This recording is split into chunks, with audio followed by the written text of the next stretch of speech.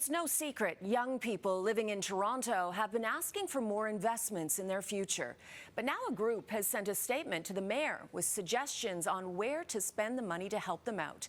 Mark McAllister is speaking with the Toronto Youth Cabinet. And Mark, what are some of those recommendations? Where would they like to see this money go? Well, Cynthia, as you well know, we're in the middle of the budget process here at City Hall. And so there are many organizations, many individuals with specific requests of City Council and the Mayor to make sure that their interests are met. Standing by with me right now is Stephen Mensah, the Executive Director of the Toronto Youth Cabinet. They've put together a statement with both the TDSB and the Catholic School Board to say we need this in terms of what the youth need in this city. So maybe just give me a sense of how you've broken it down and what the asks are specifically. Yeah, so we're really asking for steps that are going to drastically improve young people's socioeconomic conditions. We're calling for more youth hubs and enhanced youth spaces across the city. We're calling for the city to ensure that we invest in meaningful and gainful employment opportunities for young people. We're calling for an expansion of student nutrition programs to ensure no child goes hungry in the city of Toronto. And so these are a host of recommendations that are going to make tangible steps to support young people.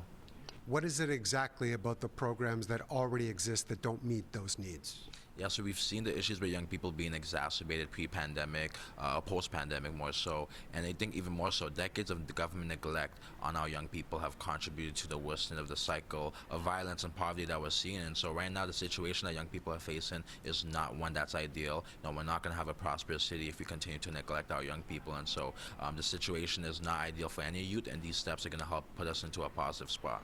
You're well aware of the budget constraints right here at City Hall. It continually mentioned the fact that there's potentially a 10.5% property tax increase to try and help those programs out. In terms of your asks, how do you see the city being able to invest in those? No, show me your budget and I'll show me your priorities. Budgets are about priorities, and so if the city and the mayor and council wants to say that young people are a priority to them, they're going to take these evidence-based solutions that we've laid out to ensure that our young people who have been starved of opportunity have access to opportunity. And so we're optimistic and we're confident that Mayor Chow and the members of council will take these common sense measures. And it's pretty significant that you've had the opportunity to team up essentially with the chairs of both the TDSB and the Catholic School Board in order to make this request. I don't know if anything like this has happened before. No, it's not. We've been dubbing it a historic event. And I really want to, give kudos to Student Trustee Angelica Bell and Student Trustee Joy Goodluck from the both boards, as well as the Board of Trustees who unanimously endorsed the motion to send a statement to Mayor Chow and all members of council, which is, reinforces their unanimity of purpose to supporting their students in Toronto. Have you had an opportunity to speak with some of those councillors, perhaps Mayor Chow, about your ask, and what kind of response have you had? Not yet to speak directly with the councillors or Mayor Chow. However, speaking with their staff, and my team was out giving deputations this week, and the response has been positive. But once again, we're cautiously optimistic, and we know that come next week when Mayor Chow proposes her budget, we need to see meaningful investments to support young people now. Thanks for taking the time to do this. Thanks for having me, Mike. Stephen Mensah, the Executive Director of the Toronto Youth Cabinet. Obviously, there are priorities as far as youth are concerned in this city. It's just a matter of seeing whether or not that money comes through. We do know the budget process continues here at City Hall, and the Mayor is expected to come forth with what she thinks should be put in the budget sometime next week. Cynthia. Mark, what is your sense? Because to your point, the city is facing its biggest tax increase in recent memory. Yet this is something that I think would appeal to Mayor Olivia Chow, because these are things that she's been fighting for throughout her whole career.